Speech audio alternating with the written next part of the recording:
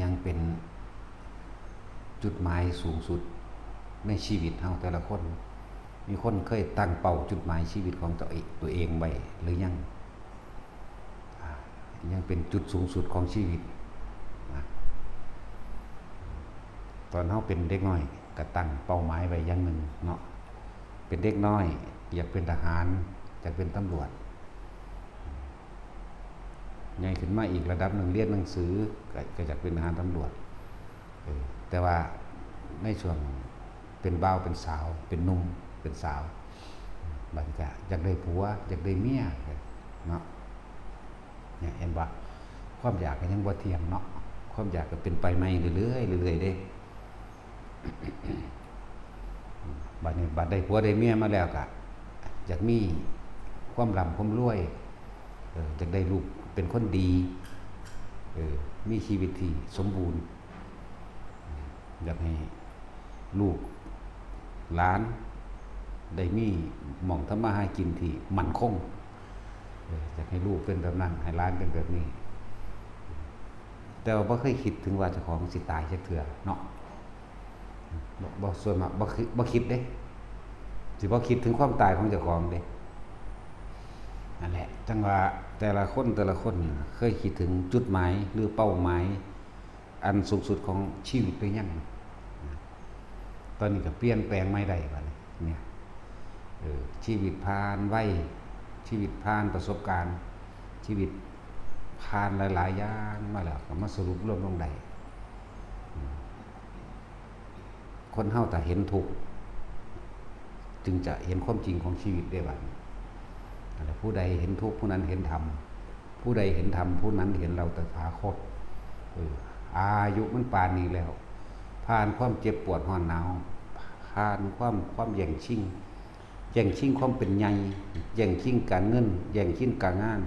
แย่งชิงชื่อเสียงผ่านชีวิตมามากแล้วถามคนที่มีธรรมได้ยินฟังธรรมคำสอนของพระเจ้าตามความเป็นจริงมาแล้วคิดได้บัดนี้ก็จะเห็นว่าการเกิดเป็นทุกข์แบบนั้นแบบนี้แหละจังว่ามันเปลี่ยนแปลงได้ตลอดแหละเขาเป็นเด็กน้อยเขาก็ยังเป็นแบบนึงเป็นหนุ่มสาวใหม่ขึ้นมาเป็นแบบนึงเป็นหนุ่มสาวใหญ่จะไปผัวใหญ่จะไปเมียเป็นแบบนึงเลี้ยงลูกเลี้ยงเต้าเลี้ยงหลานเฮ็ดไร่เฮ็ดนาทำการทำงานก็จังอีกแบบนึงชีวิตผ่านประสบการณ์มาแล้วนี่แหละจังว่าแต่ละคนบัดนี้ผ่านทุกข์ผ่านยากจึงเริ่มเข้าใจชีวิตจึงเริ่มเห็นตามความเป็นจริงได้พุทธธรรมพุทธะแปลว่ารู้ธรรมแปลว่าความจริงแต่เฮาบ่มีการได้ยินได้ฟังธรรมะที่พระเจ้านำมาสอนแล้วก็บ่ฮู้ว่าเฮาสิเอาหยังมาเป็นเครื่องรู้ถ้ามันรู้แล้วก็เลยเอิ้นว่าถ้าผู้ใดรู้เห็นตามความจริงตามประสบการณ์จริงของชีวิตตนเองแล้วบุคคลผู้นั้นก็สิเข้าใจคำว่าดวงตาเห็นธรรมดวงตาเห็นธรรมก็คือเห็นตามความเป็นจริงนั่นแหละทำไมตาเก่าก่อนเริ่มจากเป็นเด็กน้อยพ่อหาอยู่หากินเป็นมันก็จากได้ต่อมาใหญ่ขึ้นมาอีกจักหน่อย14-15 ปี20 ปีแต่อีกแบบนึงแล้วก็เฮาก็พากันคือว่านั่นแหละ พวกผู้เฒ่าผู้แก่ก็มีความรักความหวังดีต่อลูกเต้าหลานเฮาก็เลยซึมซาบความบ่รู้ตามความเป็นจริงมากคือการไปบนบานคือการไปทำพิธีขอโชคขอลาภขอร่ำขอรวยขอความบ่มีโลภขอสารพัดที่สิให้ตัวเองมีชีวิตที่สมบูรณ์ร่ำรวยมีความสุขการถูกปลูกฝังมาแต่เล็กแต่น้อยที่เฮาได้เห็นเลยถูกปิดบังเอาไว้บ่ให้รู้ความจริงบ่ให้รู้ความจริงตามความเป็นจริงบ่ให้รู้ธรรมตามความเป็นจริงคำว่าพุทธศาสนาจึงบังเกิดขึ้นโดยพระพุทธเจ้าเฮาพุทธะแปลว่ารู้ศาสนาแปลว่าหนทางเดินของผู้รู้ตามความเป็นจริงเลื่อนว่าเพิ่นเอาธรรมะเอาความจริงออกมา มาแสดงให้พวกเจ้าพวกเฮาทั้งหลายเปรียบเทียบประสบการณ์จริงกับชีวิตจริงของเจ้าของเองว่าเป็นดังที่เพิ่นสั่งสอนแสดงมาบ่จังว่าแต่ละคนเด้อคำว่าดวงตาเห็นธรรมบ่แม่นของลึกลับดวงตาเห็นธรรมคือของที่เห็นตามความเป็นจริงเห็นทั้งทัศนะหมายถึงทั้งความคิดและประสบการณ์ทั้งความรู้สึกเห็นทั้งตาพร้อมหูยินทั้งหูพร้อมนี่คือจังเฮาน่ะเจ็บไข้ได้ป่วยมาตะกี้เฮาก็ถูกปลูกฝังมาแต่ว่าให้ไปให้ผีบ้านผีเมืองผีฟ้าผีแถนผีสารผู้ตาผีอยู่ไสก็แล้วแต่ผีเจ้าผู้อิหยังก็ว่าไปเพื่อสิให้เขาดลบันดาลให้หายจากความเจ็บไข้ได้ป่วยบ่แม่นแค่หายจากความเจ็บไข้ได้ป่วยสิออกทำการทำงานไปหาอยู่หากินบ้านเรือนเมืองอื่นก็ไปหาศาลเจ้าบ้านหอเจ้าบ้านศาลผู้ตาซะก่อนนี่คือปิดบังความเป็นจริงมาเรื่อยๆซึมซาบมันเลยเป็นของแกะออกยากบรรยากาศขอให้ได้ร่ำได้รวยให้โชคลาภวาสนาก็ว่าไปความหมอดูก็เลยถูกดึงเข้ามามีบทบาทพร้อมไปหมอดูก็ถูกดึงเข้ามาให้มีบทบาทเสื้อหมอดูไปอีกการทำบุญทำทานในพุทธศาสนาก็ถูกดึงเข้ามาให้เกิดการขออีกนั่นเกิดการขอแล้วก็ผู้ภิกษุนักบวชที่บ่ได้รู้แจ้งจริงๆตามความเป็นจริงทำสืบต่อกันมาซื่อๆโดยตัวเองบ่ได้รู้โดยตนเองพร้อมนะแบบเกรงใจชาวบ้านหรือเกรงใจผู้เพิ่นเคยเห็นมาก่อนหรือเฮ็ดตามประเพณีมาก่อนพวกเฮาเลยถูกปิดบังมาเรื่อยปิดบังมาเรื่อยบ่ให้รู้ตามความเป็นจริงอย่างนึงค่ะเขาเจ้าก็ว่าล่ำบ่เรียนนำบ่เรียนหยังบ่เรียนพุทธประวัติบ่เรียนพุทธวจนะคำสอนพระพุทธเจ้าบ่มีการฝึกหัดศึกษาบ่เรียนพระวินัยก็เลยพากันทำไปต่างๆนานาสารพัดบางพวกบวชเข้ามาล่ะเฮ็ดน้ำมนต์เป็นอาชีพบางพวกก็ตีมีดตีผ้าเป็นอาชีพตีมีดนะยังคือมีดหมอมีดนั่นมีดนี่บางพวกก็กุมเฮ็ดต่างๆเอาแผ่นทองแดงมาม้วนๆพันๆเนาะแล้วเสื้อพันไปดีๆตะกุดตะกิดไปบางพวกอ่ะเฮ็ดอีหยังล่ะนั่งกวักเฮ็ดอันอีหยังอีกกุมารทองสาริกาลิ้นทองบางพวกก็ปั้นเทพนั่นปั้นเทพนี่เอามาขายกันนี่เนี่ยเพราะว่าบ่ได้ศึกษาพระวินัยพวกเขาถูกปลูกฝังมากแม้กระทั่งจนมีครอบครัวแล้วจนว่าสิตายบางพวกก็ตายไปเลยแล้วยังบ่ได้รู้ความจริงอีหยังโดยธรรมเพราะว่าบ่ฟังคำพุทธเจ้าการมาทำบุญในพุทธศาสนาเลยถูกแทรกซ้อนโดยการขอพร้อมอยากได้หยังพากันขอเอาเด้อเด้บาดนี่อธิษฐานเอาเด้ออันนี้รุ่นนี้รุ่นสมปรารถนารุ่นนี้รุ่นรวยไม่เลิกรุ่นนี้รุ่นรวยพันล้านรุ่นนี้รุ่นทันใจเห็นบ่ล่ะรุ่นนี้รุ่นเพิ่มทรัพย์อันนี้เป็นรุ่นชนะมารวะเนาะนี่ก็คือปิดบังถูกปลูกฝังมาตั้งแต่น้อยจนว่าเท่าเดี๋ยวนี้จนตายไปเลยบางพวกก็ดีบ่รู้จักหยังแต่ทั้งเบิดทั้งปวงทั้งมวลนี่ก็คือว่าพวกเฮาบ่ได้สั่งสมอุปนิสัยนำเด้อนี่ก็มีส่วนเกี่ยวข้องทุกคนมาจากอดีตทั้งเบิดมาจากสัญญาทั้งเบิดมาจากของเก่าทั้งเบิดเพราะว่าเฮาละสัญญาบ่เป็นนั่นเองที่นี่ถ้าได้ยินได้ฟังธรรมะที่แสดงอยู่เดียวนี้เปลี่ยนความเห็นไหมเปลี่ยนความเห็นคำว่าเห็นนี่คือหรือเรียกว่าอีกอย่างนึงคือว่าญาณทัศนะคิดให้ไกลทัศนะนี่คือคิดให้ไกล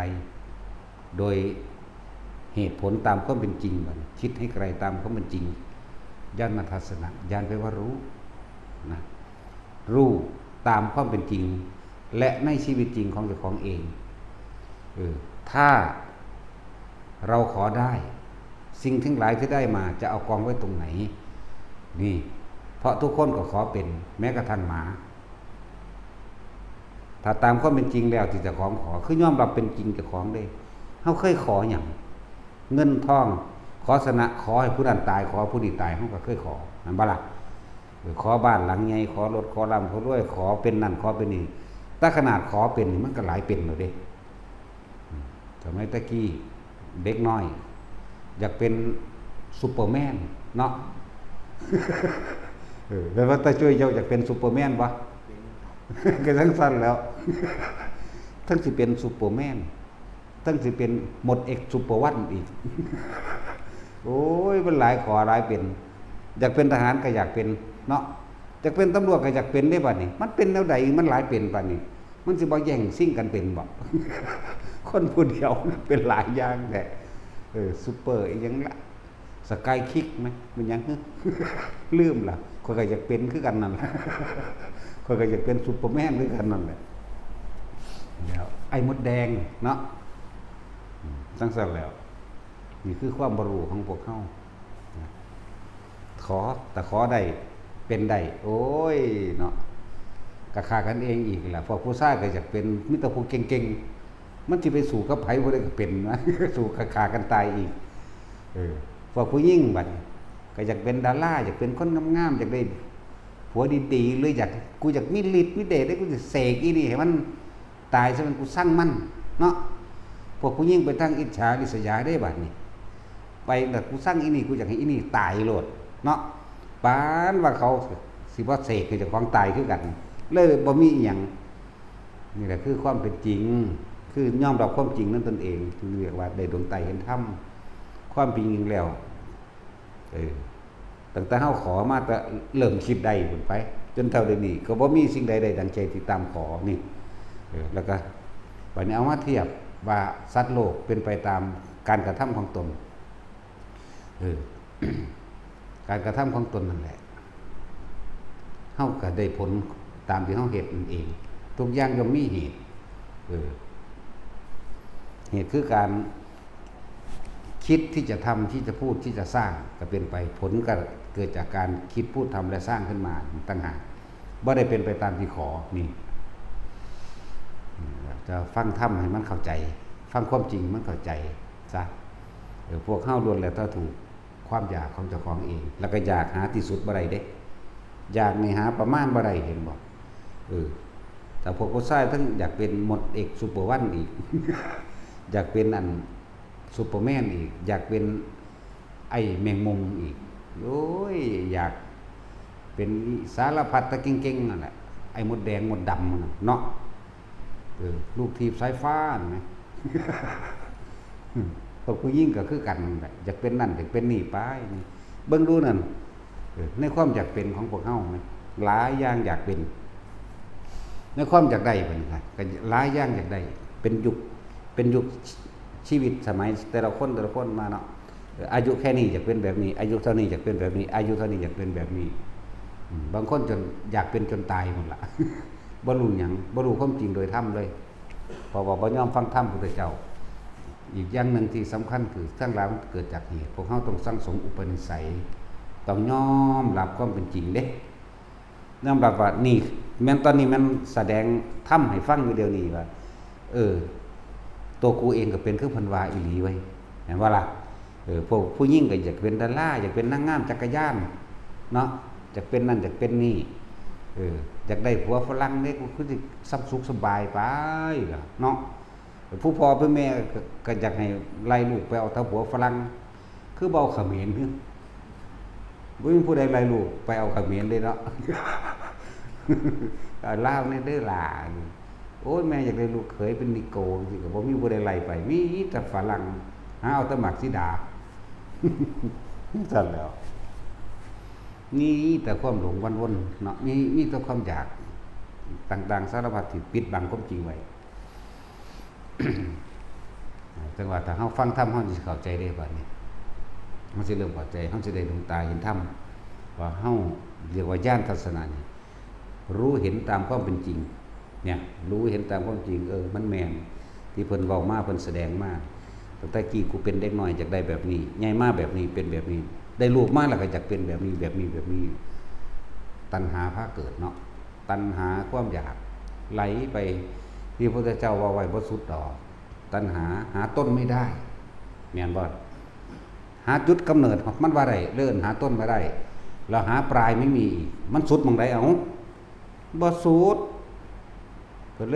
ลยเอิ้นว่าเป็นวัฏฏะซะได้เป็นหมุนเวียนอยู่ในที่อันเก่า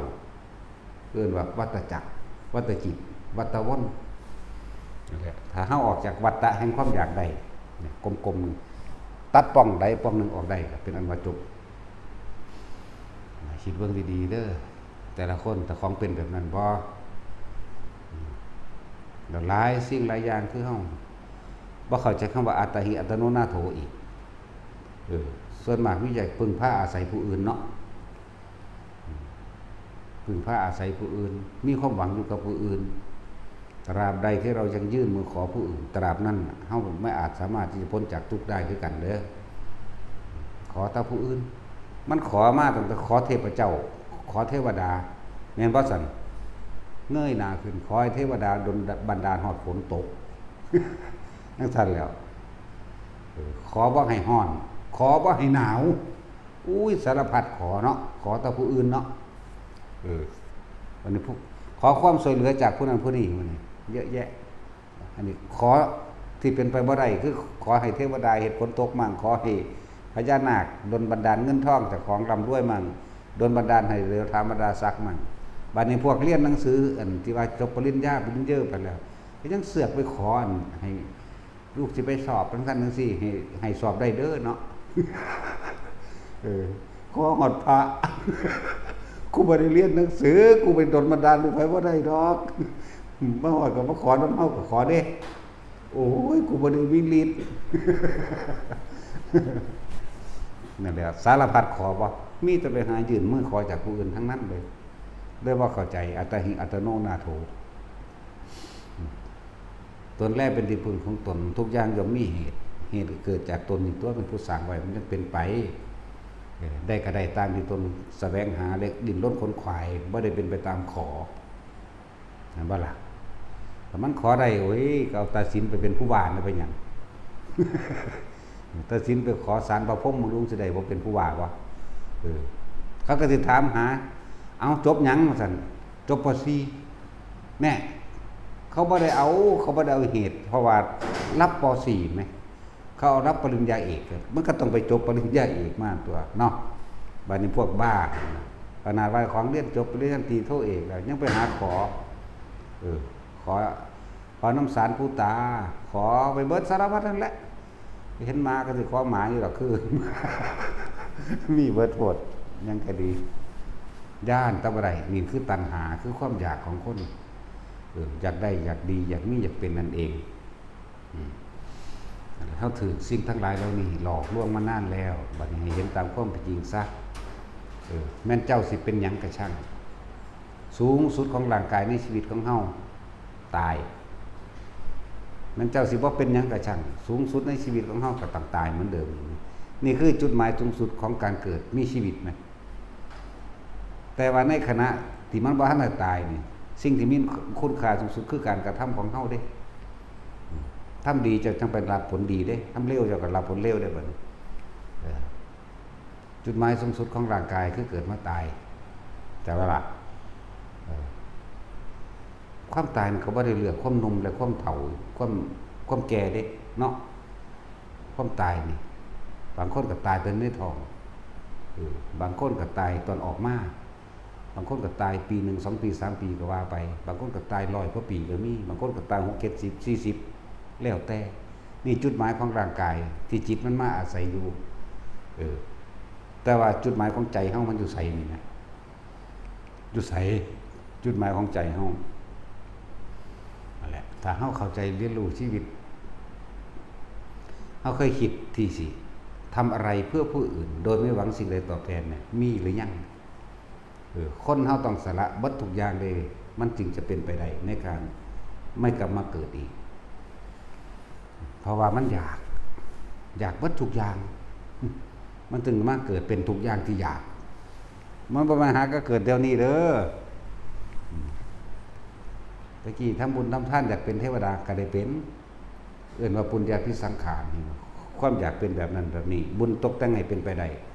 แต่มันจบว่าละเทวดาเห็นว่าซั่นเป็นเทวดาก็ได้เป็นพรหมก็ได้เป็นคนก็ได้เป็นแนวอื่นก็ได้ส่วนอปุญญาภิสังขารแม้ไม่ต้องการแต่เป็นสิ่งที่ไม่ดีเป็นไปโดยทั้งที่ไม่อยากเป็นหมูเป็นหมาหรือตกนรกกันเองมันบ่ล่ะเนยชาภิสังขารเป็นความเข้าใจผิดคิดว่าเป็นแบบนี้แล้วจะพ้นจากทุกข์กันเองเนยชาภิสังขารเหมือนพวกเขาคิดว่าเป็นพรหมแล้วคือสิจบเนาะนี่เห็นว่าเนยชาภิสังขารแปลว่าความเข้าใจผิดคิดว่าเป็นพรหมถึงอรูปพรหมเราสิจบบ่มีการเกิดอีกนี่คือความเข้าใจผิดคิดว่าเขาเจ้าแปลมานัยยะเดียวเฮาสิแปลให้หลายนัยยะกว่านะแปลให้คุ้มเลยคุ้มคือความเข้าใจผิดคิดว่ายังกับจุดก็ใส่เอาเองตัวเนาะนั่นแล้วนี่คือเฮาแปลให้คุ้มเลยแปลแบบบ่ให้เถียงจากว่านี้บุญญาภิสังขารทำบุญอันนี้รักษาศีลอันนี้เพื่อจะได้เกิดเป็นคนหรือเพื่อจะได้เกิดเป็นเทวดาหรือเพื่อจะเกิดเป็นพระอินทร์นี่เห็นบ่บุญนั้นจึงตกแต่งให้เป็นไปได้ตามที่ตัวเองประกอบกันขึ้นสังขารตัวเองปรุงแต่งตัวเองประกอบเองก็ได้เองตามที่ตัวเองประกอบอปุญญาภิสังขารปานนี้เรียกว่าความอันนี้เอิ้นว่าความคิดลายนั่นเองมันก็เป็นไปตามความคิดลายอย่างนี้เด้ล่ะจังซั่นก็เลิ่นอปุญญาภิสังขารหมายถึงบางที่ก็คิดว่าโลกนี้บ่มีบุญบ่มีบาปหยังดอกเกิดมาชาติเดียวก็ตายสิเฮ็ดหยังเฮ็ดแหมงเต็มที่นี่เอิ้นว่าอปุญญาภิสังขารเข้าใจว่าล่ะปล้นจี้ฆ่าลักกินข่มขืนสารพัดมันบ่มีอีหยังดอกตายชาติเดียวจะเฮ็ดหยังเฮ็ดเลยตายแล้วก็แล้วนี่เรียกว่าอปุญญาภิสังขารสิ่งเหล่านี้ก็ตกแต่งให้ไปเป็นสัตว์นรกมั่งเปรตมั่งนะแล้วไปทั้งต่ำเลิศอบุญนั่นแหละเป็นผู้ไม่มีความสงบเพื่อทำให้เกิดเครื่องระลึกถึงความจริงเรียกว่าบุญคือความสงบเย็นแล้วมาทุกคนระลึกตามความเป็นจริงที่ชีวิตเจ้าของผ่านมาเด้อความคิดในความอยากใดกับอยากเป็นเที่ยงหรือไม่เที่ยงเนาะขนาดความคิดของเฮาในความอยากใดอยากเป็นก็ยังบ่เที่ยงแท้แน่นอนหาความจริงยั่งยืนบ่ได้อยากได้นั่นก็อยากเป็นนี่เกิดดับจากสิ่งนั้นก็อยากเป็นสิ่งนี้เห็นบ่นี่นั่นแล้วดังสั้นแล้วทั้งเบิดก็คือความไม่รู้ความบ่รู้นั่นแหละเป็นเหตุเป็นปัจจัยให้เกิดบุญญาภิสังขารอปุญญาภิสังขารเนยชาภิสังขารคือความเข้าใจผิดคิดว่าเมื่อมันมีความอยากลักษณะนี้โดยความเข้าใจผิดคิดว่าแล้วมันก็เป็นปัจจัยมันเกิดนามรูปนั่นบ่นามก่อนดิเนาะนั่นว่าซั่นนั่นแหละนามก่อนนี่ทุกอย่างเกิดเกิดจิตคือน้ำมันบ่ความคิดคือน้ำมันบ่นั่นแหละไอของน้ำนี่แหละไอของที่มองไม่เห็นนี่แหละสามารถปรุงแต่งเป็นรูปภาพได้เป็นรูปได้มันบ่นามรูปมันบ่นั่นแหละนามรูปเมื่อเขามีความคิดปรุงแต่งแบบนี้จิตที่มันปรุงแต่งไว้แล้วย่อมเคลื่อนไหวเข้าไปสู่รูปเหมือนบัลลังก์ก็เลยที่บอกแต่ละคนเอาไว้ว่าถ้าเขาบอกถึงเนื้อผ้านะมันแค่เปลี่ยนรูปร่างกายซื่อเด้อเห็นบ่ซั่นย่อมเป็นไปตามที่เขาคิดย่อมเป็นไปตาม บ่แม่นเป็นไปตามที่เฮาคิดแบบว่าลงโตเด้แต่ว่าล่ะบ่แม่นแบบนั้นเด้โตอารมณ์มันปรุงไปเฮาตัวคิดมันปรุงไปก็เกิดอารมณ์ความรู้สึกในความพอใจบ่พอใจนี่พอใจบ่พอใจเป็นน้ำแม่นบ่นั่นแหละจึงเปลี่ยนรูปร่างกายใหม่โมโหในขณะที่จิตมันเคลื่อนที่ไปแล้วโมโหไปใส่เอาไปจุติที่อเวจีมหานรกอเวจีเนาะโรคนั่นเห็นบ่มันเป็นตรงใดความอยากเอานั่นปรุงไปแล้วคิดไปแล้วอารมณ์นี่อยากได้ไปแล้วเปรตแล้วหลงในทรัพย์สมบัติสลึงข้านที่ตัวเองมีไปหลักสัตว์เดรัจฉานนั่นแล้วถ้าไปทั้งบุญเด้ จากใส่บาตรจากสวดมนต์เก่งๆจังซั่นจังซี่ก็ว่าไปก็ไปทางสวรรค์เท่านั้นนั่นแล้วเปลี่ยนรูปร่างใหม่บ่ล่ะวันจังซั่นตัวมันเป็นคนก็เปลี่ยนรูปร่างไหมรูปเก่าตายไปเปลี่ยนเข้ารูปร่างไหมเนาะบ่เอิ้นบ่ซั่นสิว่านามมารูปบ่ถ้าเป็นคนก็เข้าสู่ขั้นมารดา1 เดือนกับ15 วันหัว2แก่2นึงเป็นกระปะเกิดขึ้นเป็นเปสิเกิดขึ้นไหลเข้ามีซ่อมหัวใจเกิดขึ้นเต็มห้องซี่หัวใจแล้วจิตวิญญาณจิตตัวนั้นก็ไปสถิตหรือไปจุติอยู่ในหัวใจนั่นเป็นที่รองรับหัวใจเป็นที่รองรับของดวงจิตเด้อสังเกตว่าเวลาเฮาตกใจหัวใจเต้นแห้งๆหมดเนาะความรู้สึกเกิดขึ้นตรงนี้ก่อนสะเทือนตรงนี้ก่อนเด้สะเทือนตรงหัวใจนี่แหละดูหัวใจเฮาอยู่ทางขวาวะ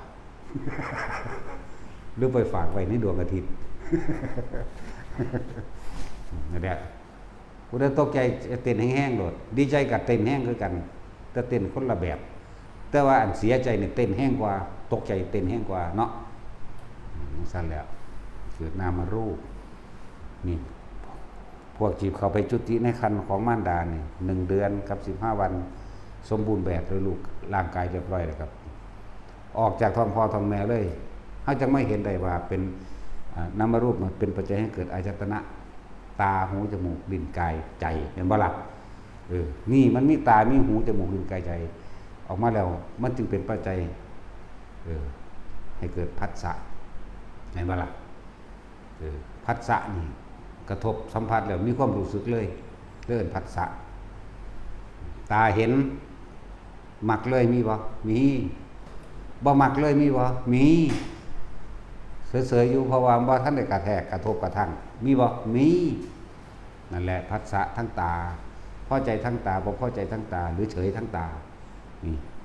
เกิดเวทนาบ่ละบัดเวทน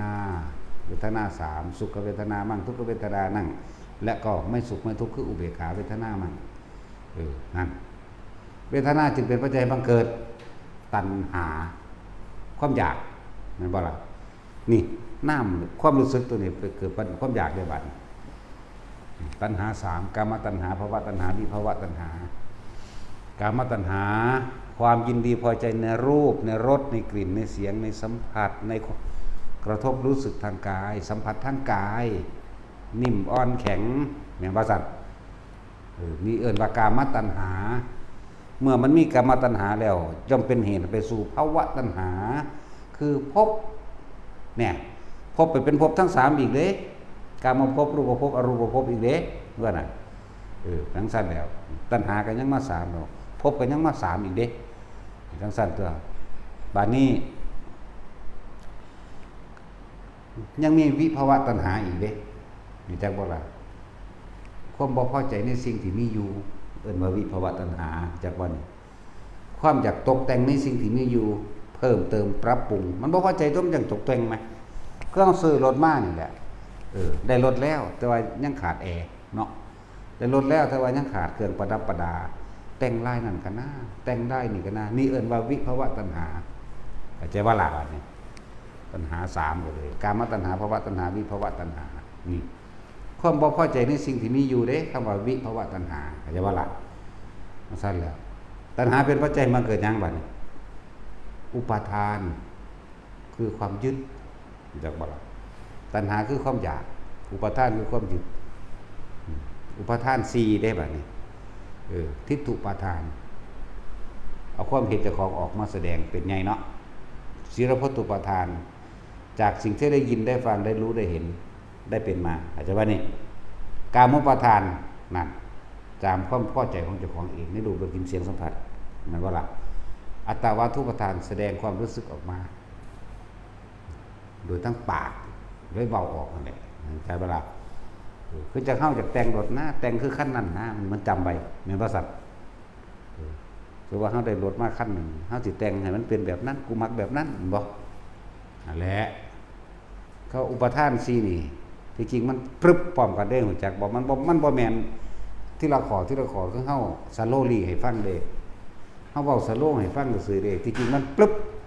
เห็นปั๊บสั่งปั๊บเห็นปั๊บมักปั๊บเลยเด้มันก็อุปทานมาอยู่แล้วมันยึดไว้แล้วนั่นแหละ อุปทานเป็นปัจจัยมาเกิดอย่างไรความรู้สึกพอใจแต่ว่าพอใจนี่เพิ่นเกิดภพแน่ไหลไปมันเก่าได้กรรมมาภพรูปภพอรูปภพภพจึงเป็นปัจจัยมาเกิดชาตินี่ถ้ามันมีภพแล้วมีความรู้สึกแล้วนี่เด้อชาติแปลว่าเกิดเด้ใจขาดปุ๊บในขณะใดอารมณ์ใดไปเกิดตามนั้นนี่ไปเปลี่ยนร่างไปใหม่แล้วไปเกิดเป็นสัตว์หมาก็ได้นะเขาไปสู้รูปร่างหมาแล้วหมามันมีอายุในท้องแม่มัน3 เดือนนี่เนาะในวัฏศิลป์จะเคยเป็นหมาบ่ล่ะนี่ 3 เดือนได้เนาะหมากับหมูเนาะเห็นบ่ซี่ติโอ้แสดงว่าเคยเป็น จังบอกคือถ้าว่าขนาดเวียงให้ฟังเราจังว่าซีอยู่แสดงว่าเคยเป็นอยู่ จังซั่นแล้วนั่นแหละว่าคนเคยเป็นตอบถูกเด้ อีจวงมึงเคยเป็นอันมึงเฮ็ดจังซี่มันเป็นจังได โอ้ยกูเบิ่งแล้วกูก็อยากหัววันควายตูงอบอันเขามันงอบลงไหมมึงเคยเห็นบ่อันเขามันงอบออกลงมานี่นะกูหัวอ้าวสั่นโอ้ยหีขึ้น ควายตูงอบถ้าอย่างแดงๆโอ้ยมึงคือบ่เฮ็ดใส่กันกับอีกสิ่งวิ่งควายตัวหนึ่งเป็นสิ่งวิ่งควายตัวหนึ่งเป็นตูงอบ เฮ็ดใส่กันเด้อบาดนี้ กูหัวว่าสั่นโอ้ยแนวนี้ปากกาอารมณ์กูอยากอายคน สั่นแล้วชาติแปลว่าเกิดเด้อชาติแปลว่าเกิดมันต่อกันมาจากอารมณ์เห็นบ่อุปทานน่ะคืออารมณ์ความรู้สึกมีอยู่3อุปทานอารมณ์ความรู้สึกพอใจไม่พอใจหรืออุเบกขานี่3อารมณ์นี่เนี่ยเป็นปัจจัยมาเกิดชาติถ้าเกิดแล้วมันก็ไปทางชราและมรณะนี่เห็นบ่สุดท้ายมาผู้ใดสิเกิดเป็นหยังก็สร้างจะมีความเปลี่ยนแปลงไปสู่ความตายจึงเรียกว่าชราและมรณะชาติแปลว่าเกิดเห็นบ่เขาเขียนไว้นำอันกำแพงวัดที่เขาเอากระดูกเขาใส่ไว้ชาตะเห็นว่าเกิดวันที่เท่านี้เท่านี้มรณะวันที่เท่านี้เห็นบ่ล่ะสั้นแหละชาติแปลว่าเกิดเมื่อมีความเกิดก็ต้องมีความตายอย่างสั้นนั่นแหละถึงว่าจุดหมายของร่างกายนี่ที่เกิดมานะตายอย่างเดียว แต่ว่าแต่เฮามี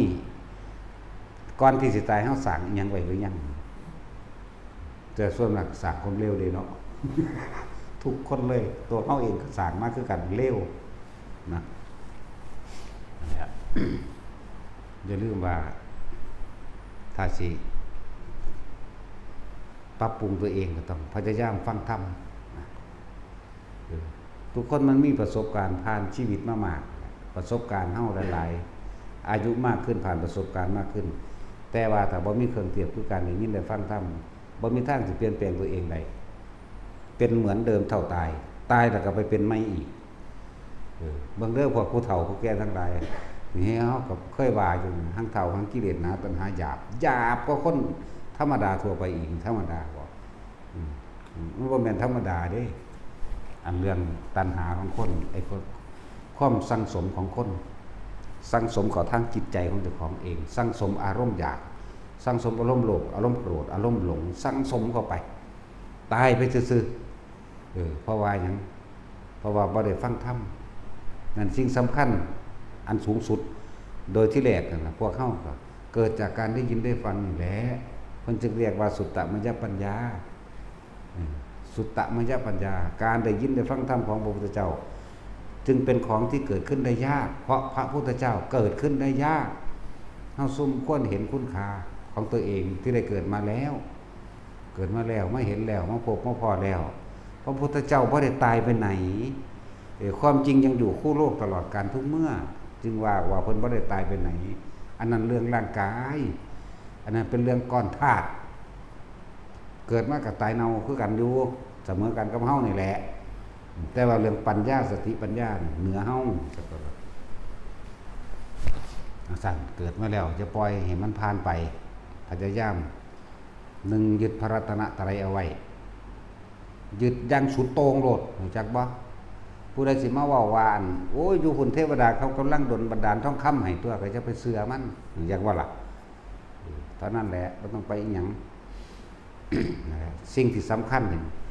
พวกเฮาถ้าเกิดมาได้ยินได้ฟังเรื่องไปขอสารผู้ตาเนาะได้ยินได้ฟังเรื่องอธิษฐานเอาเด้อขอเอาเด้อนี่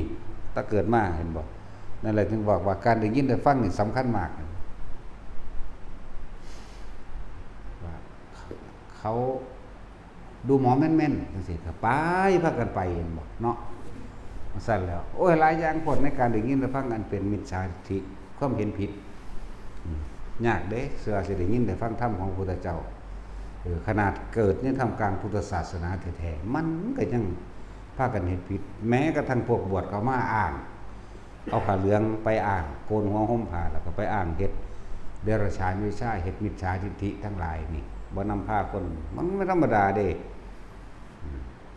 หมายถึงว่าคำว่าสุตตมยปัญญาปัญญาแปลว่ารู้แจ้งเห็นจริงตามความเป็นจริงในสิ่งทั้งหลายทั้งปวงเด้แปลอีกในอย่างหนึ่งเพิ่นว่ารอบรู้ในกองสังขารก็แม้นตามความเป็นจริงของ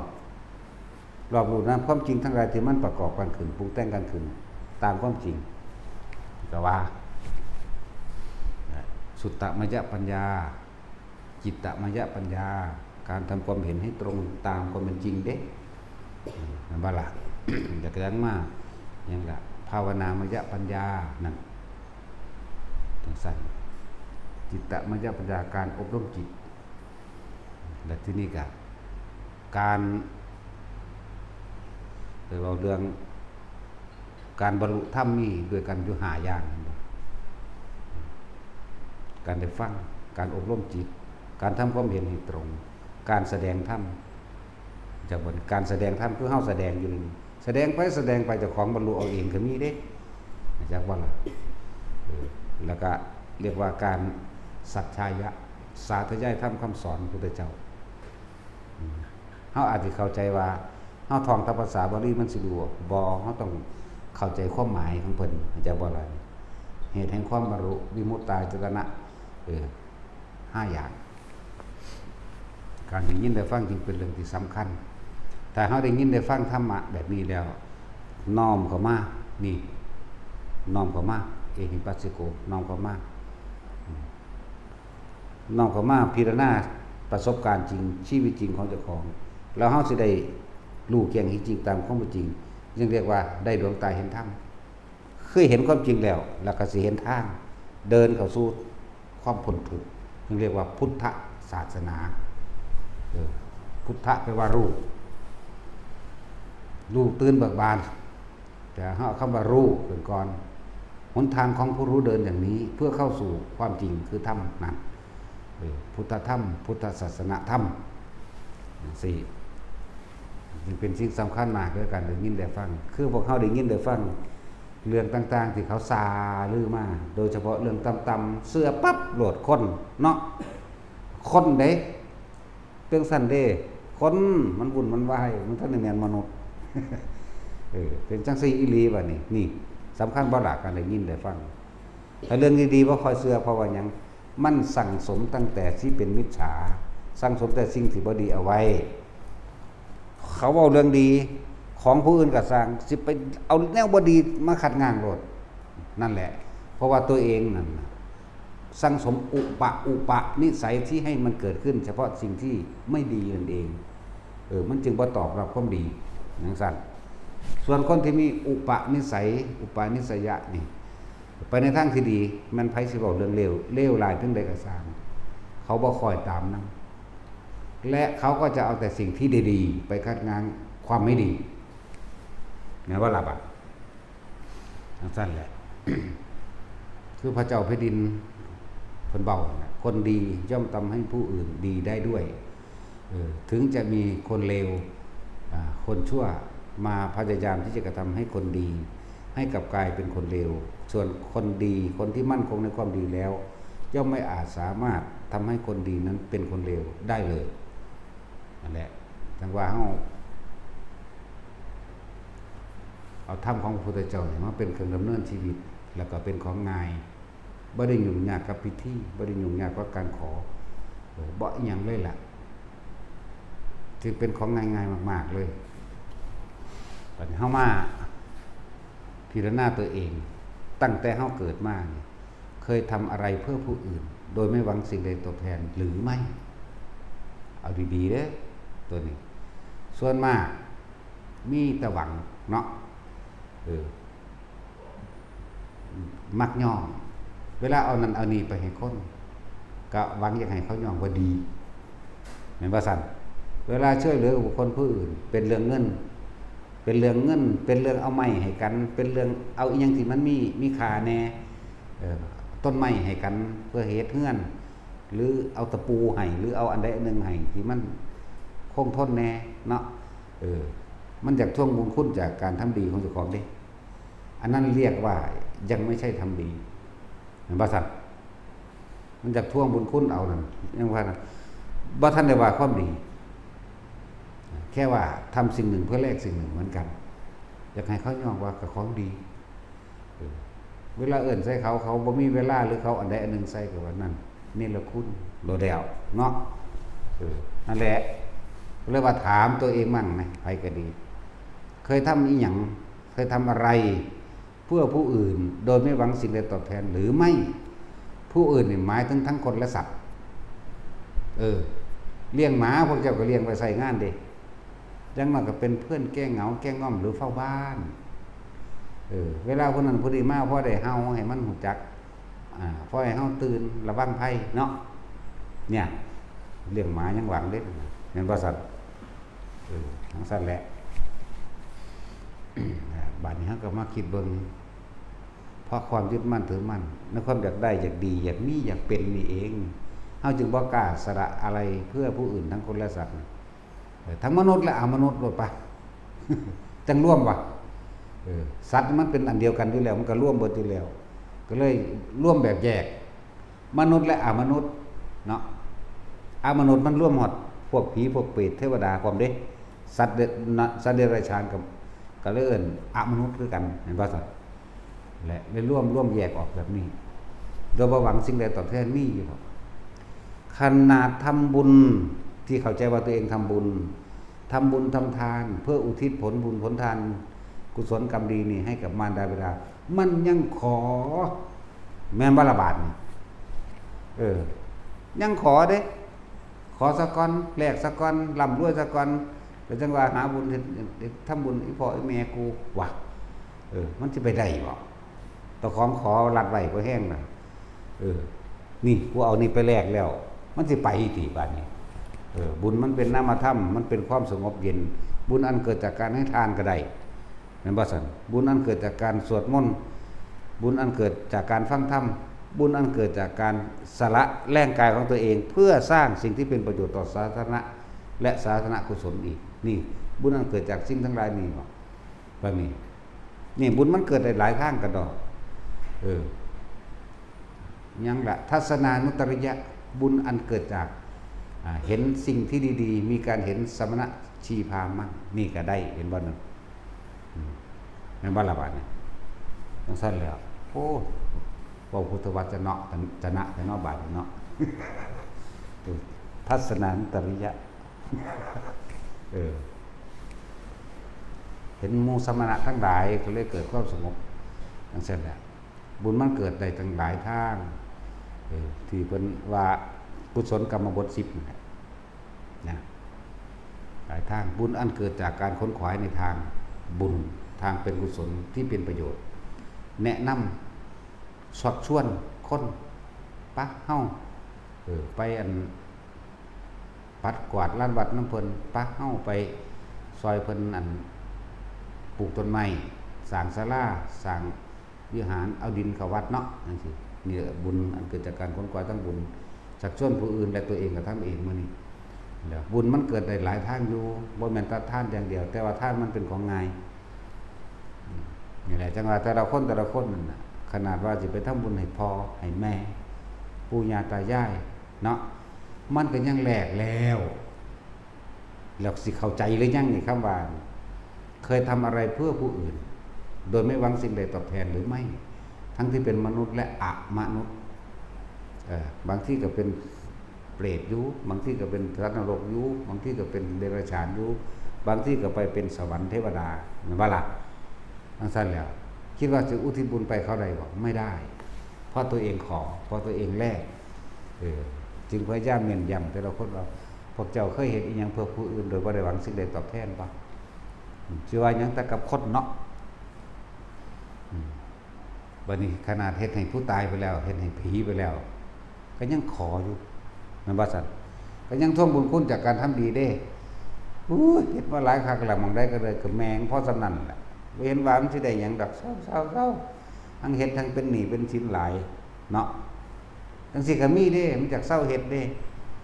ก็เจ้าของบ่ได้เฮ็ดบุญเจ้าของทำทานเพิ่มทุกข์ทำบุญเพิ่มบาปมีแต่ขอสารพัดผิด ผิดตัวมันกลับมันกลับมาเฮ็ดให้เจ้าของเจ็บปวดแสบร้อนเพราะตัณหาเจ้าของเองนั่นบ่ล่ะนั่นแล้วเลยถามแต่ละคนแล้วทุกคนเอาไปถามเจ้าของเองบัดนี้เด้อกูเฮ็ดแบบนั้นมาตลอดแม่นบ่ล่ะความพอกูบ่ได้ดวงตาเห็นธรรมเนาะมีตั้งแต่อยากได้ครับอยากได้เลยบ่รู้จักคำว่าต้องสละออกจึงจะถึงความสงบเย็นใจใดต้องสละออกต้องบ่อยากได้หยังต้องบ่อยากเป็นหยังมันจังสิเกิดความสงบเย็นเรียกว่าบุญนั่นแหละจะขาดออกจากความเกิดเลยนี่โอ้ยมันหังบ่อธิษฐานหยังสำตัวมันบ่ล่ะบ่ขอหยังเลยบ่อีหยังเลยเด้จังสิแม่นมันเลยจังว่าเน้นเฮาเน้นในทางที่พระพุทธเจ้าเอาความจริงมาสั่งสอนแสดงบอกเฮาอัตหิอัตโนนาโถตนแลเป็นที่พึ่งของตนนั่นแหละเป็นเหตุแห่งความได้และความเสียก็คือตนนั่นแหละคือกระทำเองอันเกิดจากจิตเจตนาจึงเป็นตัวกรรมความคิดที่ตั้งใจที่จะคิดที่จะทำสิ่งนี้สิ่งนั้นอันนั้นเรียกว่าเป็นตัวกรรมบัดนี้เฮาฮู้เคล็ดลับมันแล้วจากว่าเจตนาเป็นตัวกรรมแล้วเป็นยังเฮาคือว่าหยุดเจตนานี่โดดเนาะหยุดคิดตัวผู้ใดจะพ้นออกจากความเป็นวายตายเกิดเอาความจริงที่ได้ยินได้ฟังมาน้อมมาใส่ตัวเองโอปันิจโกน้อมเข้ามาสู่ตนนะเฮาก็รู้ในเฉพาะของเฮาเองเป็นปัจจตังเฮาเองนั่นแหละกูเฮ็ดมานี่เป็นคือเพิ่นว่าเบิดต่อไปนี่กูจะบ่เฮ็ดแบบนี้ที่กูมันทุกข์เพราะว่ากูมันอยากคนเฮามันทุกข์น้ำอยากเนาะถ้าว่าอยากมันบ่มีทุกข์เด้เท่านั้นแหละ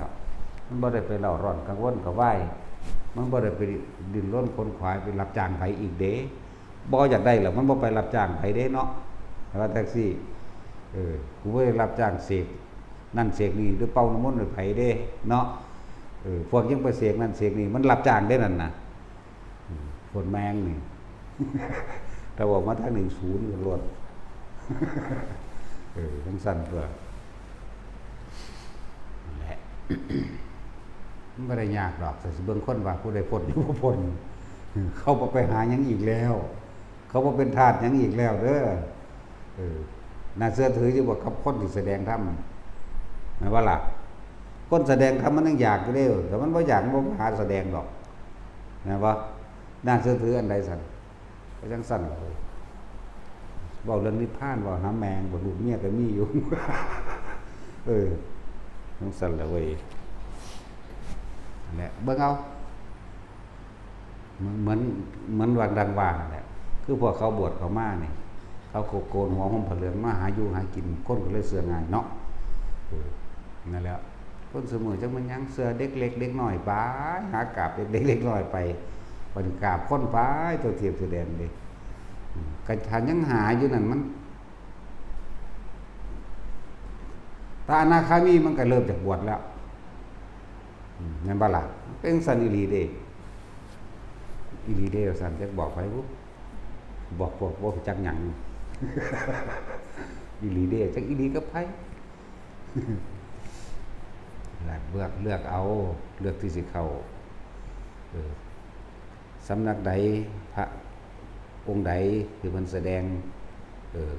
ในอริยสัจสี่แล้วก็เบิ่งการกระทำคำเบาของเพิ่นประกอบกันเอาตัวเพิ่นบ่สร้างเพิ่นบ่พาสร้างผีสร้างนาคเพิ่นบ่พาขายกระตุดของขลังเพิ่นบ่พาขายมีดขายเกี้ยวขายเสียมขายบักจกตีมีดตีผ้ามีดหมอมีดหมามันนี่เกิดมื้อนี้แหละเพิ่นบ่พาสักลิงสักลายสักกับแก่ชี้เข็บแล้วแม่งอดจังซี่เพิ่นพาเฮ็ดตั้งแต่กรรมฐานตัวนี้ตั้งหากก็เลือกไว้แต่เฉพาะหม่องจังซี่ก็พวกไปขายนั่นขายนี่ขายเหรียญขายเหรียญอยู่นั่นโอ้ยมันจะไปบรรลุอีหยังมันพากันเฮ็ดแนวจังซั่นอยู่พระอริยะเจ้าขันนั่นบ่เฮ็ดแนวจังซั่นเด้ออริยะเจ้าเฮ็ดอยู่บ่พวกจังซั่นบ่เฮ็ดนอกนั้นบ่แม่นบ่แม่นเด้อคือกันที่คนใดอันนั้นนี่มาอธิษฐานเอาเขาเว้าย้ำแล้วย้ำอีกถ้าอธิษฐานใดมันบ่ขายมันก็เฮ็ดเอาเองของมันแล้วแม่นบ่ล่ะมันบ่ตัวคนเอาไปขายแบบนั้นเด้คือบอกเลขแต่มันฮู้มันก็ซื้อเอาเองจนไปบอกผู้อื่นเฮ็ดหยัง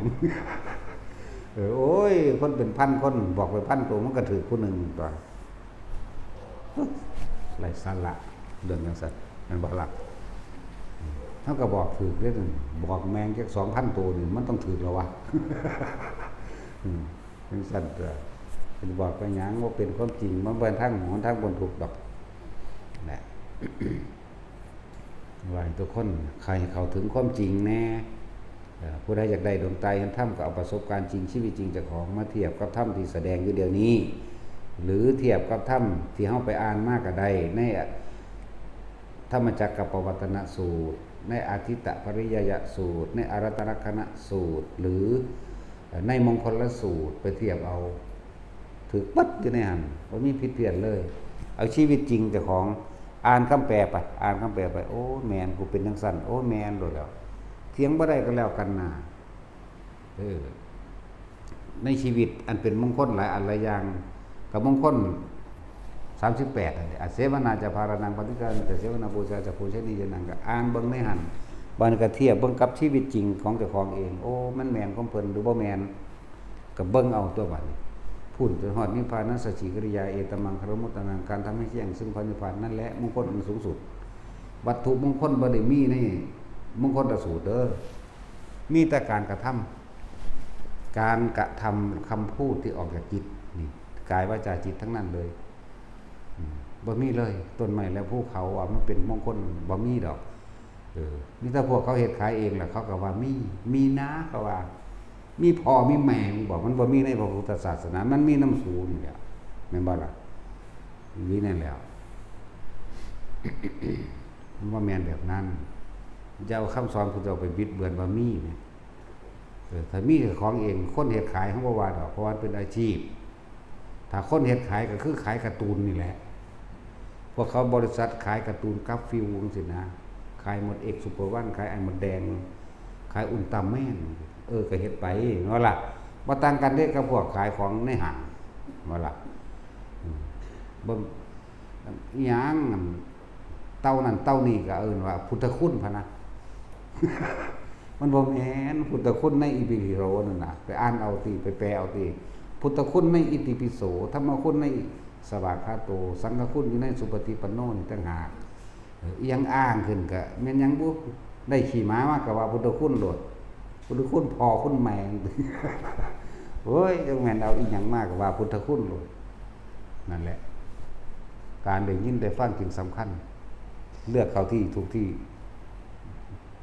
บ่ช้าบ่เร็วจักบ่เฮ็ดไปนั่นแหละถ้าอยากพ้นทุกข์มันบ่ได้พ้นทุกข์เพราะว่าผู้อื่นมาเสกอิหยังให้เด้พ้นหรือบ่พ้นขึ้นอยู่กับตนผู้เดียวเด้บ่ได้ผู้อื่นเด้ถ้าเขาดลบันดาลนั้นนี่ให้ได้เขาบ่มาขายดอกเนาะเอาง่ายๆนะถ้าดลบันดาลให้ได้นะพระพุทธเจ้าดลบันดาลแล้วเพิ่งเป็นที่หนึ่งอยู่แล้วเป็นผู้นำเอาความจริงมาว่าอยู่แล้วถ้าดลบันดาลได้พระพุทธเจ้าดลบันดาลแล้วเด้อนั่นเจ้าจังซั่นแล้วหลายอย่างบ่ต้องมากุศโลบายดอกฟาดแมงตรงๆโลดเนาะเพราะว่ามันบ่ตรงเนี่ยคนมันหังมักแวะมักเลาะมักอ้อมค้อม มักย่อเนาะตรงๆบ่มักปานใดได้คนมันเป็นความวุ่นวายเนาะ คนแปลว่าวุ่นวายใช่ได้เอาชีวิตจริงประสบการณ์จริงมาเทียบเอาเด้อไผก็ดีพวกเจ้าทุกข์เพราะว่าเจ้าอยากพวกเจ้าเกิดเพราะว่าพวกเจ้าอยากว่าจังซี่มันเกิดเพราะว่าเจ้าของอยากเลยนะแต่คนบ่อยากบ่หาเด้เข้าใจว่าล่ะบ่หาบ่อยากได้แห่งได้เนาะแปลกประหลาดว่าซั่นซื่อๆอยู่ก็มีคนเอามาให้เขาบ่อยากได้พวกเจ้าหาเท่าใดหาเท่าใดก็หังบ่เห็นมันอยากเว้ยอยากได้ก็หังบ่ได้เนาะพวกบ่อยากได้กับได้เด้พวกบ่อยากฮู้กับฮู้พวกบ่อยากเห็นกับเห็นเนาะมันแปลกประหลาดว่าล่ะว่างอยากตัวเดียวนั่นแหละบ่มีหยังวิธีการฝึกหัดเฮาก็สอนซุมื้ออยู่แล้วทรงชาติเด้ออุณาโลมเด้อเฮ็ดอยู่แค่นี้ฮอดตายบ่มาเกิดดอกมันบ่ไปคิดหาแม่แม่นบ่ล่ะเมื่อบ่หาแล้วมันก็บ่สร้างไผทั้งตัวมันก็บ่ฆ่าไผบ้านรังแคระเบียดเบียนไผทั้งตัวคำว่าจิตร่วมนั่นน่ะแค่ว่าบ่คิดเอามันอยู่ในความรู้สึกเดียวน่วงๆอยู่หน้าผากนี่แหละจิตร่วมก็เลยร่วมแล้วแต่ร่วมแล้วถ้ามันไปเห็นนั่นเราเอิ้นว่าอำนาจสมาธิซื่อๆจิตตั้งมั่นแล้วก็ไปเห็นนั่นเห็นนี่มันสิไปต่างจากฝันหยังเลยประสานซั่นตื่นพะโวมาแล้วนำไปคิดนำความฝันอยู่เนาะมันบ่เป็นจริงอย่างดอกจริงหรือบ่จริงเท่าไรก็พุ่นน่ะพระพุทธเจ้าเฮาร่างกายมันก็ตายแล้วเด้ล่ะเนาะแม่นบ่ล่ะฤทธิ์เดชก็คือกันหลวงพ่อก็ย่องว่าพระโมคคัลลาเป็นผู้เลิศทั้งฤทธิ์เพิ่นทั้งเลิศก็อีกแม่นบ่ล่ะเพิ่นก็ตายแล้วไงมันใจว่าซั่นเลิศทั้งปัญญาก็ตายแล้วเลิศทั้งนั้นก็ตายไปแล้วไงนั่นน่ะถ้าว่าเอาความจริงใส่กันโลดยังก็ดีพยายามทำให้เป็นจิตเป็นหนึ่งคำว่าจิตหนึ่งกันนั่นแหละจิตร่วมก็เลยคือมันบ่คิดร่วมอยู่ใส่ร่วมอยู่หน้าผากนี่แหละว่าต้องไปร่วมมันอื่นหรอกมันจะว่าล่ะฐานที่ตั้งแห่งการกระทำทั้งหลายหรือฐานที่ตั้งแห่งจิตก็ว่าสมาธิก็ว่าจิตร่วมก็ว่าแล้วอันส่วนการไปหูไปเห็นนั่นโอ้ยอำนาจสมาธิมันเลยการไปเห็นคืออุปจารสมาธิเบิดนั่นแหละมันก็สิ่งนั้นเกิดขึ้นผ่านนั้นผ่านนี้เอาไปมาเลยเอาน้ำมาเว้ากันเลยเป็นตุเป็นตะเป็นจริงเป็นจังขึ้นตาเฮาเห็นกันเดี๋ยวนี้มันก็ยังบ่จีรังอย่างยืนเนาะจักน้อยก็แตกหนีเบิดเด้อสลายไปแล้วมันบ่ล่ะหรือจักน้อยก็ตายจากกันไปแล้วนี่มั้ยขนาดเห็นทนโทเดี๋ยวนี้มั้ยสุดท้ายก็ตายเบิดได้อยู่นี่ตายเบิดทั้งโลกแล้วพระไม่ถือคือหยังแนวมื้อนี้ แม่นเนาะถือกันเดียวนี่ละถ้าว่าทำนายนี่เนาะทุกคนเกิดมาตายเบิดอยู่นี่และอยู่หม้องอื่นพร้อมแล้วบ่มีกฎหมายใดห้ามความตายได้อีกเนาะเห็นบ่ซั่นห้ามแต่คนทำดีแล้วโคตรพ่อโคตรแม่นี่ กฎหมายห้ามสั่งวัดห้ามพวกนี้ต้องอย่างนั้นเนาะโอ้ยลูกเขาอีหามาสิแม่มึง คนที่ทำความดีนี่ทางยากเด้เนาะมันสิได้ขาทำเอาเด้แม่นบ่นี่ซั่นแล้วนั่นแหละอันนั้นก็คือปัญหา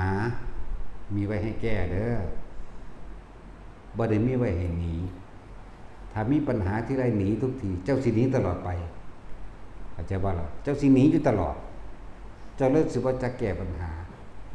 ตายแล้วก็ยังไปแก้อีกตายแล้วก็ต้องหนีอีกเนาะส่วนตัวคุณเจ้าว่าหนีได้ปัญหาอันแล้วปัญหามีไว้ให้แก้บ่ได้มีไว้ให้หนีทุกคนหนีปัญหาโดยวิธีการบ่แก้อีหยังหนีไปเลยไงเขาก็สู้ตัวนั่นน่ะก็มีแต่เกิดเรื่องยังนิดหน่อยหนีล่ะออกไปล่ะเนาะโอ้ยกวนนักสู้บ่แม่น ปัญหามีไว้ให้แก้ถ้าบ่มีอุปสรรคถ้าบ่มีม่านถ้าบ่มีอันใดมาขัดขวางปัญญามันบ่เกิดมารไม่มีบารมีไม่เกิดเมื่อบ่มีอุปสรรคและไม่มีปัญหาแล้วปัญญาจะเกิดขึ้นได้เช่นไรค ความเพียรความพยายามความอดทนจะเกิดขึ้นได้ยังไงความรักความสมัครสมานสามัคคีจะเกิดขึ้นได้อย่างไรการแก้ปัญหาต่างๆจะเอายังมาแก้ถ้าไม่อยู่แก้ปัญหาปัญหามีไว้ให้แก้ไม่ได้มีให้หนีเราจะต้องหนีตลอดชีวิตบ่เราจะต้องหนีตลอดชาติบ่เราจะต้องหนีทุกภพทุกชาติหนีจังได๋ก็บ่พ้นหรอกหนีปัญหานี่นั่นบ่ล่ะต้องแก้ปัญหากับตัณหาจักว่าล่ะปัญหามีไว้ให้แก้ถ้าหนีนั่นคือหนีตัณหาแห่งตนเองหนีตามความอยากเจ้าของเด้นั่นบ่ล่ะนั่นซะเลยโอ้ยเฮาหังมักผู้ย่านแต่บ่มีนั่นแหละมีในเถินอยู่จังซั่นตัวบ่ซั่นมันสิมีปัญญาบ่นี่แม่นบ่ล่ะเห็นบ่ยายจอยเริ่มมีจักหน่อยแล้วเม็ดดินนึงแผ่ออกเป็น16ส่วนแล้วเอา16ส่วนมาพาอีก16ส่วนทีนึงนั่นแหละได้ส่วนที่16นี่แหละยายจอยยายคำใดบ่ซั่นเอิ้นบ่มีสมองบ่ถ้าเขามาว่ายังหั่นให้วื้อๆขึ้นได้จังซั่นจังซี่เฮ้ยบ่มีสมองคักบ่มีปัญญาอีหยังบัดนี้เขามาขวางดูเขาม่านแม่บอกอุปสรรคเกิดอะไรขึ้นเริ่มสู้ตัวถ้าไม่ถูกรังแกมันก็ไม่สู้จักว่าล่ะถ้าไม่มีปัญหาไม่มีอุปสรรคไม่มีมารกำลังจิตกำลังใจจะเกิดขึ้นได้จังได๋คนอื่นว่ามารไม่มีบารมีไม่เกิดจะหนีต้องสู้จักว่าล่ะเวรย่อมระงับด้วยการฆ่าเจ้ากรรมนายเวรจักว่าล่ะเฮาบ่ว่าคือพระพุทธเจ้าเด้ฆ่าแมงโลดเวรย่อมระงับด้วยการฆ่าเจ้ากรรมนายเวรจังซั่นตัวโอ้ยอย่าไปคิดยากหลายเยอะว่าย่านแต่ของบ่บรรลุหลายสันทติอมาตย์ฆ่าเป็นแสนเนาะฆ่าเจ้ากรรมนายเวรตัวว่าสุดท้ายสิตายกูก็บรรลุอรหันต์อยู่มันก็แล้วคือกันได้ล่ะองค์คุลิมานหังยังกันแน่ฆ่าเจ้ากรรมนายเวรตัวนั้นน่ะเนาะก็บรรลุอยู่ได้ล่ะไปทางนี้ได้เฮากูจะฆ่าเอาโลดเด้ เราเชื่อมั่นอย่างนี้เรียกว่าเฮาตั้งมั่นกับสัทธาธิกะเฮาตั้งมั่นตรงนี้ต่างหากว่าเราเชื่อมั่นตรงนี้เด้ว่าเฮาสามารถกระชากจิตออกจากความคิดได้อยู่แล้วนี่มั้ยนายจุลคาตมันสิจักหยังบรรลุอนาคามีพะนะฆ่าคนหลักกินหลักอยู่มาตลอดเมียนั่นก็ได้มาโดยการปล้นเอาซั่นเด้นายจุลคาตบรรลุพระอนาคามีว่าซั่นแน่โว้ยเฮาก็ตั้งมั่นแบบนี้คือกันเด้จังซั่นเด้สัทธาธิกะที่ตั้งไว้ดีแล้วปัญญารู้แจ้งตามความเป็นจริงการกระชากจิตออกจากความคิดจบเหลือแต่ความเพียรเท่านั้นพยายามอยู่ในตัวเองจักบ่ศรัทธาปัญญาความเพียรนี่ร่วมกันเป็นหนึ่งเวรย่อมระงับด้วยการฆ่าเจ้ากรรมนายเวรจังซั่นตัวโอ้ยเวรถ้าสิเว้าถึงอันพ่อใหญ่สุดโทธนะน่ะหลบมาเด้จังได๋เมืองนั่นฆ่าคนหลายวะเมียกับบักหลายคือกันเอาเอื้อยเป็นเมียแล้วนางประชาบดีโคตรเอาอันยังก่อนแม่ใหญ่สิริมหามายาเป็นเมียแล้วยังเอาน้องอีกเอาน้องเมียอีกเนาะแล้วก็เอาหลานเมียอีกเด้บ่ธรรมดาเด้เอาบักหลายเพิ่นแหมว่าสุดท้ายคือว่าบรรลุอรหันต์อยู่เนาะญาติหลายอีหยังก็เลยเอาเรื่องผู้หญิงบัดนี้นางอัมพาปารีเราเป็นโสเภณีเนาะหญิงที่ได้จากต้นมะม่วงคำว่าอัมพาปารีนั่นนะเราเป็นคนงามเราหนีมาจากเมืองอื่นเรามาสลบลงอยู่สวนมะม่วงพอเด็กผู้นั้นผู้นี้ไม่เห็นเขาเศรษฐีขนาดกษัตริย์ก็ยังแย่งชิงกันเอาไหมตัดสินบ่ได้มันจะฆ่ากันแย่งผู้หญิงผู้เดียวเนาะก็เลยเอาเราเป็นหญิงงามเมืองเป็นเครื่องประดับเมืองได้เลยให้เราขายโตสั้นแล้วเรียกแขกต่างแขกเมืองแขกต่างประเทศว่าเอาบ่นอนนั่นแล้วก็แทงลูกแล้วแทงลูกอีกเด้แทงบักหลายพุ่นล่ะตะกี้ว่ามียาคุมจังซี่แล้วสุดท้ายมานั่นน่ะแล้วก็พุทธเจ้าเกิดไปฟังตามพุทธเจ้า เราบรรลุอนาคามีก่อนแล้วเราไปบวชบรรลุอรหันต์เด้ธรรมดาบ่ขนาดนั้นทั่วว่าผู้ยิ่งกันนำแมงจะ100,000,000 คนหมดโดดแต่ว่าให้ซีเรียสจักว่าแต่เป็นจริงเด้อันเว้าอยู่ว่าได้เว้าแบบเล่นได้ดีเว้าจริงๆนี่แหละและความจริงก็เป็นแบบนั้นอีดีเอาพ่อใหญ่สุโธทนะเขาเจ้าไปลบชิงเอาได้บ้านกรุงกบิลพัสนี่จังได๋มาเนาะจังมาออกอีพ่อใหญ่สิทธัตถะนี่แม่แม่นบ่ล่ะจ๊ะแน่มาคาดเอาหั่นบ่ขาวแมงโดนเฮาสั่นเด้อมันก็มีความสมั่นจังซี่จริงๆแล้วสันตติอมาตย์ทั้งเมาเหล้าขาคนมาแล้วมาเมาเหล้าเมาลามกอีกเมาเมียอีกมันว่าซั่นเมานั่งสนมน้มน้อยอีกเอ้ยธรรมดาบ่เมื่อที่7ว่าบรรลุอรหันต์บัดนี้แน่ในโจรคาต 35,000 คนได้ขาคนอยู่หั่นองค์คุลิมานยัง1,000 กว่าคนนึงได้สานิหน่อยนึงอย่าไปเทียบกับเขาเนาะคือบรรลุอยู่ซั่นแน่ว่าถือว่าเรื่องขาหลายพ่อใหญ่สุโธทนะได้ขาหลายไปแย่งชิงเอาได้ลบเอาเด้อมันธรรมดาเด้อเนี่ยแล้วคือบรรลุอรหันต์ดูเนี่ยแล้วก็หลายอีกเอาแล้วยังมาเอาน้องอีกเนาะมันสั่นแล้วบาปบ่สั่นเป็นอรหันต์เหรอเนาะโอ้ยพ่อใหญ่สิทธัตถะทั้งหลายดอกถ้าจะเว้าเรื่องเมียนั่นน่ะ 74,000 คนพูน 74,001 คนนั่งพิมพ์ผ้าเป็นเมียอีกนอกนั้นเป็นเมียน้อยเบิดแน่เฮาจักได้จักล้าน800,000เฮาขาเอาแมงโดดไปก็ได้ไม่สั่นแล้วเอาแต่เว้าเรื่องพุทธเจ้าอื่นทั้งหลายตัวนี้ก็เนาะพระสุมังคระนี่กับพระปทุมมุตระนี่เมียมีล้าน800,001 คนแม่ป๊าดตัวว่า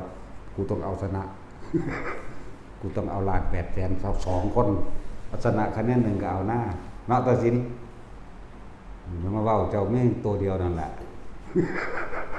ทืดเทศอยู่โอ้ฮิปโปเกียกตม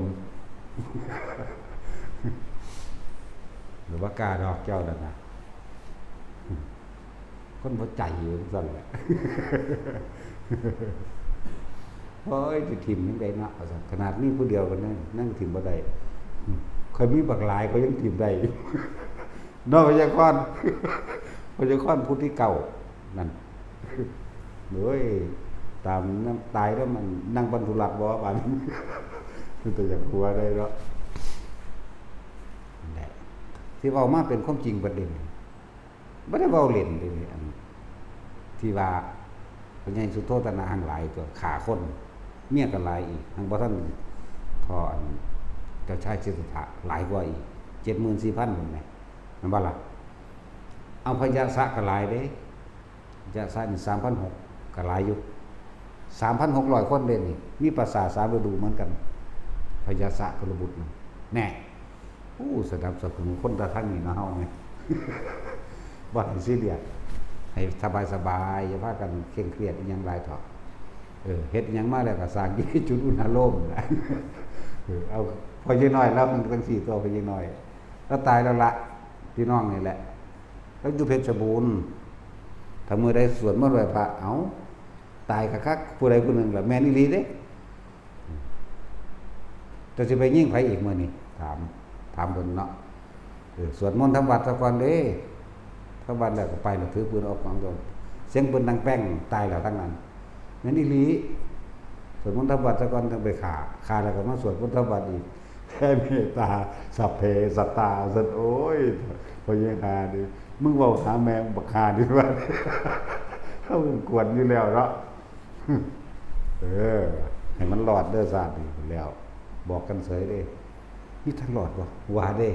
อยู่ในลมหายใจนะรอดอีหลีเด้อล่ะแล้วตายแล้วล่ะตายบ่เจ็บบ่ปวดพร้อมเพราะว่าเราขาคนเลวเราบ่ได้ขาคนดีเด้คนดีแล้วปกปักรักษาเด้พ่อใหญ่พ่อใหญ่น้อยอยู่เพชรบูรณ์ถ้าผู้นี้เป็นคนดีมีใครไปกวนแล้วไปยิงโลดเด้นั่นคือกันล่ะครับมันขุนเดช คุณเดชก็เป็นนั่นล่ะแต่ผู้ใดไปกวนพระองค์นี้พระดีๆนี่เพราะเราไปยิ่งกว่าเด็กเรือคนดีก็สร้างคนก็สร้างพระก็ตามถ้ามีคนไปก่อกวนไปรังแกเบียดเบียนเอาเปรียบแล้วไปฆ่าอีหลีเด้ไปจังน้อยก็ตายก็โดนนั่นล่ะแต่เฮาไปอยู่เพชรบูรณ์พุ่นล่ะเฮาเป็นเน้น